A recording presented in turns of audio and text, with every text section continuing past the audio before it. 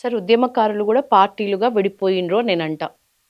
పొట్ట తెరువు కోసం, బతుకు తెరువు కోసం ఇన్నేళ్ల కాలంలో ఎవరికి వాళ్ళు పార్టీలుగా విడిపోయిండ్రు అంట. ఎట్లా కలుపుకుందాం అనుకుంటున్నారు? అసలు నిజానికి ఆ ఐకమత్యం వస్తుందా? మీ సభలో కనిపిస్తుందా? ఎవరిని కలుపుకుపోదామని ఎవరెవరికి పిలుపునిచ్చినారు? ఇక్కడ మనం ఆలోచించాల్సింది రాజ్యాధికారం కోసం, ఈ రాజ్యంలో భాగం కోసం, రాజకీయాల కోసం ముందుండి నడిచేటటువంటి శక్తులు కొన్ని ఉంటాయి. వాళ్ళ ఆలోచనలు, వాళ్ళ భావాలు, వాళ్ళు ఎంచుకున్న మార్గం ద్వారా ఇక్కడ ప్రజలకు ప్రయోజనం చేయాలనే భావన వాళ్ళకు ఉంటుంది. ఆ మార్గాన్ని ఎంచుకున్నటువంటి వాళ్ళు ఆ పని చేసే ప్రయత్నం చేస్తారు. దురదృష్టం ఏమిటంటే ఎవరైతే ఉన్నతమైనటువంటి ఆశయాలు కలిగి బలమైనటువంటి స్ఫూర్తిదాయకమైనటువంటి మార్గంలో ప్రయాణం చేసి జీవితాల్ని త్యాగం చేసినటువంటి అనేక మంది మహోన్నత వ్యక్తుల స్ఫూర్తితోని ముందుకొచ్చి వాళ్ళ ఆశయ సాధన కోసం ముందుకు పోయే క్రమం లోపల సప్పండ వర్గాల ప్రయోజనం సాధించడం కోసం, మరీ ముఖ్యంగా ఇక్కడ పీడించబడుతున్నటువంటి వర్గాల ప్రయోజనం కోసం నిలబడేటువంటి వాళ్లకు ఇవాళ ఆత్మగౌరవంగా నిలబడేటువంటి పరిస్థితి ఇక్కడ ఉన్నటువంటి రాజకీయ పార్టీలు ఇవ్వడం లేదు, ప్రభుత్వాలు ఇవ్వడం లేదు. నిజమైనటువంటి ప్రజా గొంతుకులకు ఇక్కడ స్థానం లేదు. కాబట్టే ఇవాళ కొంత ఏమంటారు ప్రజల మధ్యన కానీ, ఉద్యమకారుల మధ్యలో కానీ, ఇక్కడ ఉన్నటువంటి రాజకీయ పార్టీల మధ్య కానీ ఒక ఘర్షణ వాతావరణం ఉన్నది. ఇది ఈ గ్యాప్ను మొత్తం దూరం చేయాలి. మళ్ళీ ఒకసారి ప్రజా ప్రయోజనమే ధ్యేయంగా జరిగే ఉద్యమాన్ని ముందుకు తీసుకుపోవాలంటే ఇక్కడ ఉన్నటువంటి వాళ్లకు ఒక ఉదారమైనటువంటి స్వభావం ఉండాలి, సుదీర్ఘమైనటువంటి లక్ష్యం కలిగి ఉండాలి, ఈ మార్గాన్ని నిర్దేశించేటటువంటి శక్తివంతమైనటువంటి ఆలోచన కలిగినటువంటి నాయకత్వం కావాలి. ఇక్కడ ఇవాళ ఈ తెలంగాణ రాష్ట్రంలో మొత్తం పుష్కర కాలంగా దగ్గర నుంచి మీరు నేను మనలాంటి వాళ్ళని చాలామంది చూస్తూ వస్తున్నాం. కానీ ఇది ఎక్కడి దాకా వెళ్ళిందంటే కేవలం అధికారమే పరమావధిగా సాగినటువంటి పరిస్థితి మనకు కనపడుతుంది. కొంతమంది వాళ్ళ అడుగులకు మడుగులొత్తిన వాళ్ళు, అనుమాయులుగా ఉన్నవాళ్ళు, చెప్పు చేతల్లో ఉండేవాళ్ళు, కులాల పేరుటో మతాల పేరుటో సందర్భం వచ్చినప్పుడు చిచ్చులు రేపే వాళ్ళే ఇవాళ అధికారాన్ని చెలాయించినారు. కానీ నిజమైన ప్రజాగొంతుకులకు మెజారిటీగా స్థానం దక్కలేదు.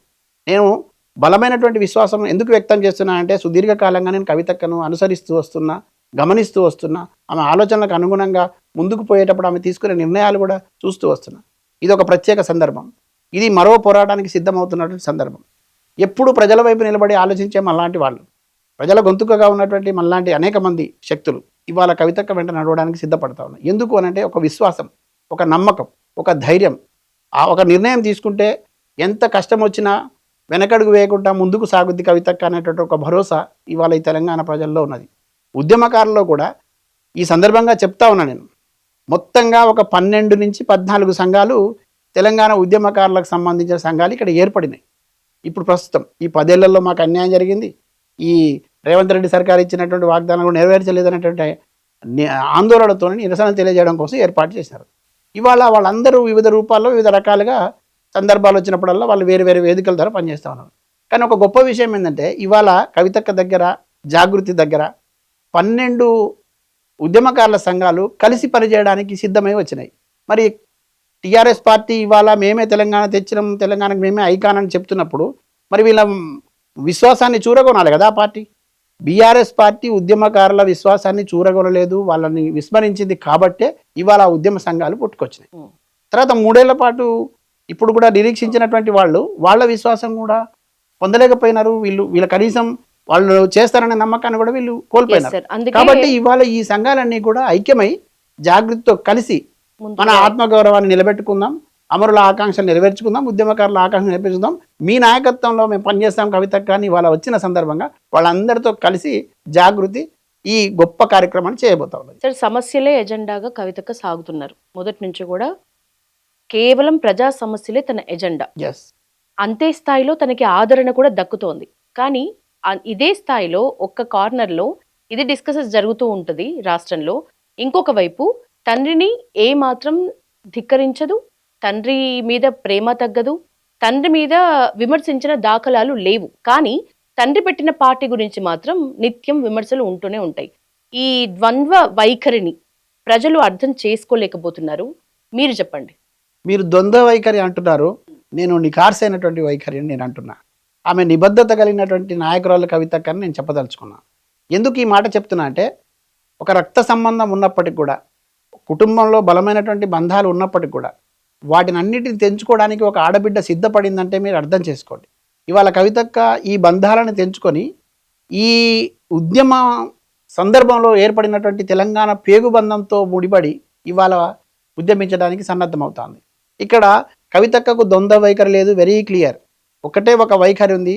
అది ప్రజలు ఆశించినటువంటి ఫలితాలు సాధించడం కోసం జరిగేటటువంటి ఒక రాజకీయ శక్తిని ఏర్పాటు చేయడం, ఆ రాజకీయ శక్తి ద్వారా రాజ్యాధికారంలోకి రావడం, ఈ రాజ్యాధికారం వచ్చిన తర్వాత మొత్తం సప్పండ వర్గాలకి ఈ అధికారాన్ని పంచడం అనేది ఒక్కటి ఒక చెప్పండి సార్, బలమైన. తండ్రి పెట్టిన పార్టీని ధిక్కరిస్తూ మాట్లాడితే తండ్రిని ధిక్కరించినట్లు అవుతుందా కాదా?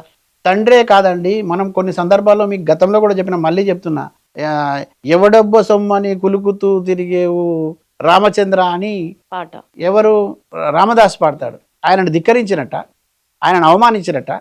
తను గుండెల నిండా ప్రేమించినప్పటికి కూడా తను మొత్తం తనని ఆవాహనం చేసుకొని తానే సర్వస్వామి నమ్మినటువంటి రామచంద్రుణ్ణి రామదాసు నిందపూర్వకంగా అడగడు. అంటే తన హక్కుగా అడుగుతాడు. అంటే నేను ఇంత నిన్ను పూజించినా, ఇంత నమ్మినా, ఇంత విశ్వసించినా, అయినా నువ్వు నన్ను ఎందుకయ్యా ఇన్ని శిక్షలు పెడుతున్నాను. కన్న తండ్రి కూడా ఈ సమాజం కోసం నిలబడతామని వచ్చిన కుటుంబం కదా, ఈ సమాజం దిశని మారుస్తాం అనుకున్నాం కదా, ఇక్కడ ఉన్నట్టు బ్రతుకులు మారుస్తాం అనుకున్నాం కదా, ఇక్కడ ఆత్మగౌరవాన్ని నిలబెడతాం అనుకున్నాం కదా, ఈ ఆత్మగౌరవాన్ని నిలబెట్టలేకపోతున్నాం, ఆకాంక్షలను నెరవేర్చలేకపోతున్నాం, ఇక్కడ రాజకీయాలు మాత్రమే జరుగుతున్నాయి, రాజకీయ ప్రయోజనం కోసమే కొన్ని వర్గాలు వచ్చి మీ పంచన చేరుతా ఉన్నాయి. ఈ పంచన చేరేటటువంటి వర్గాలన్నీ కూడా తెలంగాణ వాదుల మీద దాడి చేసిన వాళ్ళు, తెలంగాణ మనోభావాల్ని దెబ్బతీసిన వాళ్ళు, ఈ తెలంగాణ సంపదను కొల్లగొట్టిన వాళ్ళు, తెలంగాణ అనేటటువంటి పదాన్ని పేగుబంధాన్ని తెంచాలని కుట్రలు చేసిన వాళ్ళు వచ్చి మీ పక్కన చేరుతున్నప్పుడు మనం ఉద్యమించినటువంటి సాధించుకున్నటువంటి ఈ తెలంగాణ ఎవరి కోసం ఎటుపోతుంది అన్న క్రమం లోపల తండ్రినైనా సరే అడగడానికి, ఒప్పించడానికి, ప్రశ్నించడానికి ప్రయత్నం చేసినటువంటి ప్రయత్నం చేసింది కవితక్క. అయితే ఇది ధిక్కరించినట్టు కాదు. సందర్భం వచ్చినప్పుడు నిలబడకపోతే, ప్రజల వైపు నిలబడకపోతే, ఆశించిన ఫలితాలు సాధించడానికి అనే పట్టుదల ఉన్నటువంటి ఒక నాయకురాలు ఆ ప్రయత్నం చేయకపోతే దోషిగా ప్రజల ముందు నిలబడుతుంది కదా. ఇప్పుడు ఇంత తీసుకొచ్చినటువంటి అని చెప్తున్నటువంటి నాయకుడు ప్రజల ముందు దోషిగా నిలబడతా ఉంటే తను కదా తల్లడిల్లేది, తను కదా తన కడుపులో పుట్టిన బిడ్డ కదా. అయినా కూడా అదే ప్రయత్నం చేసుకుంటూ పోయినప్పుడు ఎట్టి పరిస్థితుల్లో అవసరమైతే తండ్రిని వదులుకుంటా, తల్లిని వదులుకుంటా, కుటుంబాన్ని వదులుకుంటా, కానీ ఇంత పెద్ద సమాజాన్ని నేను వదులుకోలేను, ఈ సమాజ ప్రయోజనాలు కాపాడడం కోసం నేను అవసరమైతే కఠినమైన నిర్ణయం తీసుకుంటానని వచ్చింది. ఇవాళ పోరాటం చేస్తూ ఉంది, ప్రజల మన్ననలు కూడగట్టింది, ప్రజల మధ్య ఉన్నది. ఆ నిర్ణయంలో భాగంగా పూర్తి స్థాయిలో కవితక్క పార్టీ ఎప్పుడు వస్తుంది సార్? మీ పార్టీ గురించి కానీ, రాబోయే పార్టీ ఎన్ని రోజుల్లో? అలాగే ఇప్పుడు ఒక గుర్తు ఉంది, అది సింహం గుర్తు. అది ప్రస్తుతం ఆ సింహం గుర్తు గురించి, అలాగే మీకు త్వరలో మీ గుర్తు ఏం రాబోతుంది, అంచనా ఏంటి, మీ పార్టీ గురించి చెప్పండి. అయితే ఇక్కడ స్థానిక సంస్థల ఎన్నికలు వచ్చిన నేపథ్యం లోపల మేము ఇంకా రాజకీయ శక్తిగా ఎదిగే క్రమం లోపల రాజకీయ పార్టీగా అవతరించలేదు కాబట్టి మమ్మల్ని అనుసరించే వాళ్ళు, తర్వాత మాపై విశ్వాసం నుంచి రేపు పొద్దున రాజకీయాల్లో ఒక అడుగు ముందుకు వేయాలనుకున్నటువంటి కొంతమంది యువకులు, ఔత్సాహికులు అందరూ కూడా మమ్మల్ని సంప్రదించేటట్టు ప్రయత్నం చేసినారు. అప్పుడు కవితక్క ముందు ఉన్నటువంటి అవకాశం ఏమిటంటే, ఈ ఎన్నికల్లో కనుక పోటీ చేయకపోతే మళ్ళీ ఒక 5 ఏళ్ల పాటు వెయిట్ చేయాల్సి ఉంటుంది అనే ఒక బలమైనటువంటి డిమాండ్ వచ్చిన నేపథ్యంలో మాతో కలిసి పనిచేయడానికి ఇష్టపడుతున్నటువంటి, భావసారూప్యత కలిగినటువంటి, తర్వాత ప్రగతిశీల భావజాలం కలిగినటువంటి కొన్ని శక్తుల్ని కలుపుకొని ముందుకు పోవాలని ఎట్లాగ అనుకుంటున్నాం రేపు భవిష్యత్తులో కూడా. కాబట్టి అట్లాంటి మాకు ఆలోచనలు దగ్గరగా ఉన్నటువంటి ఫార్వర్డ్ బ్లాక్కి సంబంధించిన రాజకీయ పార్టీ మాతో కలిసి పనిచేయడానికి సిద్ధపడింది. ఆ క్రమం లోపల ఎట్లాగో వాళ్ళకు ఒక సింహం గుర్తున్నది కాబట్టి చాలా చోట్ల తెలంగాణ జాగృతి బలపరిచినటువంటి అభ్యర్థులు సింహం గుర్తు పైన పోటీ చేస్తూ ఉన్నారు. ఇవాళ చాలామంది గెలవబోతూ ఉన్నారు. మాకు గెలుపు ఓటముల కంటే కూడా ఈ ఎన్నికల్లో మాకున్నటువంటి ఔత్సాహికులందరికీ కూడా ఒక రకమైనటువంటి ఏమంటారు చిన్న ప్రయత్నం చేస్తూ ఉన్నాం. అంటే రిహార్సల్స్ లాగా ఒక పనికి వస్తుంది. అంటే రేపు ఎన్నికలకు వెళ్ళడానికి, రేపు నాయకులకు ఎదగడానికి, ప్రజల్లో నాడిని కనుక్కోవడానికి, అసలు రాజకీయాలు ఎట్లా ఉంటాయి, ఎన్నికల ప్రక్రియ ఎట్లా ఉంటుంది, ఓటర్ నాడి ఎట్లా ఉంటుంది, రాజకీయ పార్టీలు ఏ రకమైన వ్యూహాలను అనుసరిస్తాయి, మనం ఈ వ్యూహాల నుంచి ఎట్లా ఎదగాలంటే ఒక ట్రైనింగ్ టైప్లో ఉపయోగపడుతున్న ప్రయత్నంలో కవితక్క ఒక మంచి గుర్తును ఎంచుకొని ఇవ్వడం జరిగింది. ఇక రెండవది మీరు అడిగింది మా రాజకీయ పార్టీకి సంబంధించి. మీరు మాత్రమే కాదు, ఈ రాష్ట్రంలో అన్ని రాజకీయ పార్టీలతో పాటు ఇక్కడ ఉన్నటువంటి చాలామంది ప్రజలు చాలా ఆసక్తిగా ఎదురు చూస్తూ ఉన్నారు. వాళ్ళందరికీ తప్పకుండా మంచి తీపి కబురు త్వరలో రాబోతూ ఉన్నది. మరో 2 నెలల వ్యవధిలో అద్భుతమైనటువంటి లక్ష్యాలు కలిగినటువంటి, గొప్ప ఆశయం కలిగినటువంటి ఒక రాజకీయ పార్టీ తెలంగాణ యవనికపై పురుడు పోసుకుంటుంది. అది కవితక్క నాయకత్వంలో ముందుకు వస్తుంది. ఈ దేశం గర్వించదగినటువంటి ఒక రాజకీయ శక్తి ఎట్లా ఉండాలనేటువంటిది చూపించబోతుంది. ఈ ప్రాంతం మొత్తం కూడా సస్యశ్యామలం చేయడానికి, అమరుల ఆకాంక్ష నెరవేర్చడానికి, ఉద్యమకారుల ఆకాంక్ష నెరవేర్చడానికి, సప్పండ వర్గాల ప్రజలకు భేదభావం లేకుండా, వైషమ్యాలు లేకుండా అందరూ కూడా సమిష్టి నిర్ణయాలతో తీసుకునేటటువంటి ఆ నిర్ణయాలన్నీ కూడా అమలయ్యేటటువంటి ఒక ప్రభుత్వం నడిపేటటువంటి పరిస్థితి ఈ కవితక్క నాయకత్వంలో రాబోతా ఉంది. ఎస్ 2 days లో తెలంగాణ ఉద్యమకారుల ఆత్మగౌరవ సభ. సో ఈ సభ నేపథ్యంలో ఉద్యమకారులకు మీరు ఇచ్చే పిలుపు?